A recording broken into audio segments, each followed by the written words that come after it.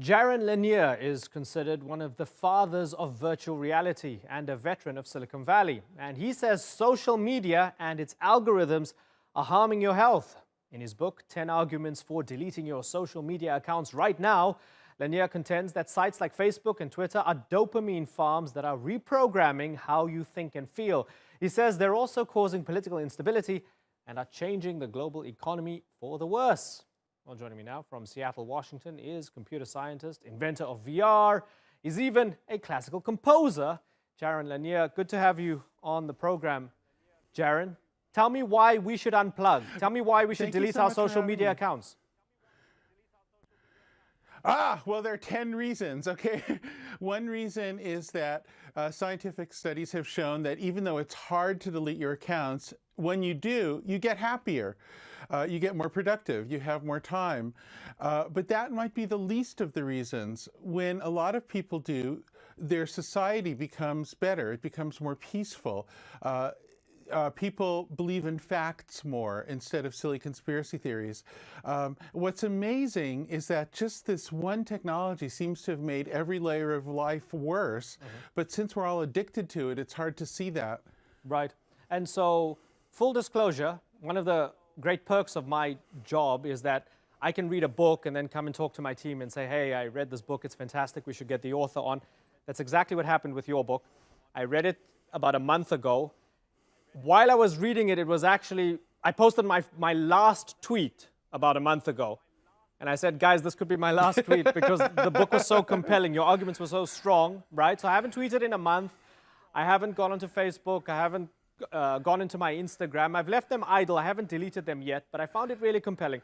Now, I might be a convert. I don't know. I'm sort of in this in-between phase. I will agree that I've read more in the past month. I've read loads of books, and I've found, for me personally, I found my concentration back. I've been able to concentrate a bit better, right?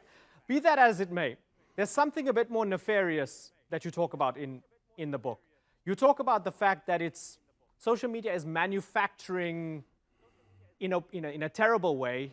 It's making us behave differently, and it's designing bad behavior or unnatural behavior. Now help me understand that and explain that properly. Sure. Well, in the business models for companies like Facebook and Twitter, but also I have to say for Google, the only product that they make money from essentially is the ability to persuade and change the behaviors of their users. So you're not the customer of these things. The customer is the advertiser off to the side, and the advertiser believes that they're able to gain some kind of modification in what you do, what you think, and it's sneaky. You don't understand all that's being done to you. Very strange behavior modification algorithms are being applied, and all this data that's being taken is what feeds those algorithms. Now, the problem with this is that if you have a society where anytime two people do something together, the only way that's financed is because of a third person who wants to manipulate them, you end up with an entire society optimized for manipulation, for sneakiness, for trickiness. And so what you do is you open it up to all kinds of bad actors to come in and create divisions, ruin elections, make politics insane. And I have to say, we've seen so many examples of that it's crazy to deny it anymore. If you ask, how did an organization like ISIS become so powerful so quickly? Well, it's because the social media technology is designed to amplify exactly the worst people. If you ask, why is violence returning to areas that had been gradually becoming more peaceful in rural India and Southeast Asia and parts of Africa? Once again, we see the same phenomenon. Social media arrives and then the violence follows. And there are too many examples to give. I think so the thing is, though, that people are genuinely addicted. The addiction is technically very similar to gambling addiction. Right. When somebody becomes addicted to gambling, they don't want to believe it. They think they're in control, but they're not. And so since everybody's addicted to this stuff, when you talk to them about it, it's very hard for them to understand because they're addicted. It's essentially a form of being hypnotized, but by a hypnotist who's working for somebody else. Right. It's a very strange situation. Okay, so we're addicted. That's fine. We get these dopamine hits from people liking our pouty selfies or our posts of our kids or whatever, even if it's well-intentioned. we're addicted to our own echo chamber and people validating our thoughts and all of that. But on the other side of this, and this is a crucial point, whether it's Facebook or Twitter or Google and so on, are they deliberately, nefariously trying to modify our behavior and make us into bad, addicted people? Or is it just a byproduct of good intentions gone bad? This is a fascinating question. Okay, so the first president of Facebook, somebody named Sean Parker, now says that they understood they were intentionally doing something bad. But the thing is, I knew him at the time when Facebook was starting and he was the president of it. And I really believe they didn't understand it and it was good intentions gone bad. And so this leaves me with a mystery. Is he remembering himself as being more of an evil James Bond villain kind of a person because it's glamorous? I really, it's very hard to figure that out. I'm very confident that Jack Dorsey and the other people at Twitter did not realize they were doing something bad and they were caught by surprise and now are having trouble figuring out what to do. And I think they're sincere. I also feel that's true about the Google people who I knew, and I actually sold a company to them when they were just starting. I believe that they did not understand the depth of the mistake they were making. I'm not sure if anybody fully did. But in the case of Facebook, maybe they did. At least some of them say they did. A lot of people just say, listen, I use Twitter for work and for keeping up with the news. I use Facebook and Instagram for friends and family and being sociable. What's the big deal? Aren't you a bit of an extremist, Jaren? Or even to me, like, what's wrong with you? Why are you taking yourself so seriously by unplugging, either by leaving it idle or by leaving altogether? So what? Just reduce the amount of time you spend on these things. What's wrong with you? Don't you have willpower? Don't they have a point? Well, the thing is that people aren't aware of most of what happens. Your immediate experience of using these tools might be quite positive. And indeed, from my perspective, this ability to connect with friends and all that sort of thing is just intrinsic to the internet. That's all good and that's all authentic. The main thing that goes on that I'm concerned about is something that you are by design not aware of, which is the modification of your own behavior, because it happens very sneakily and very subtly using the techniques of what's called behaviorism, a branch of science that studies how to change the behavior of organisms like people.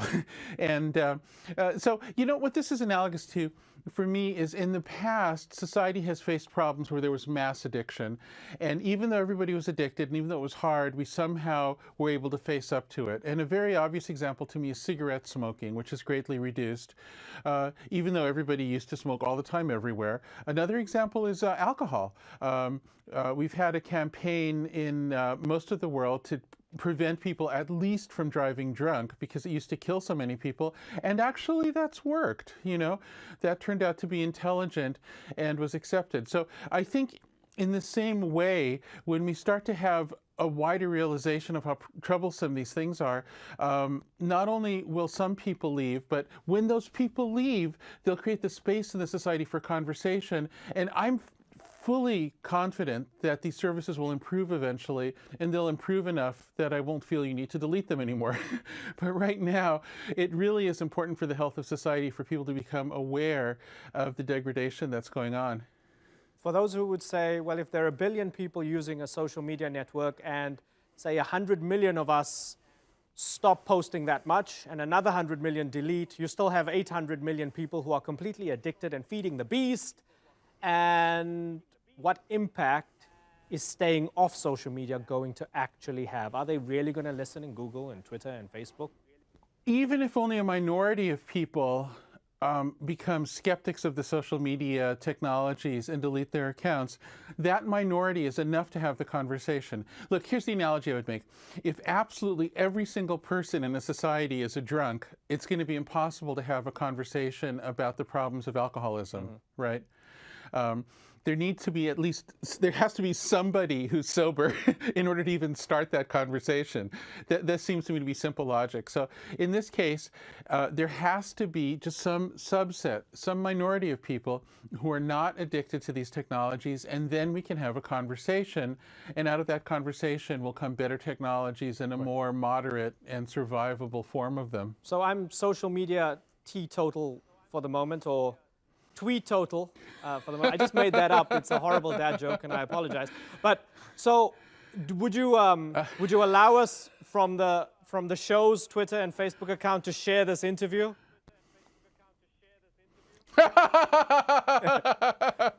Well, look, I'll tell you one thing. I never tell anybody else what to do. In fact, in the book, I'm very clear, and I repeat it many times. I don't know you, and for an individual, it might be that keeping their social media accounts is the right idea or whatever. It's not my job to judge individuals, but it is your job to know yourself. It is your job to experience yourself without addiction. It is your job to make judgments. So I have to leave it to you. Okay, we're gonna share the interview.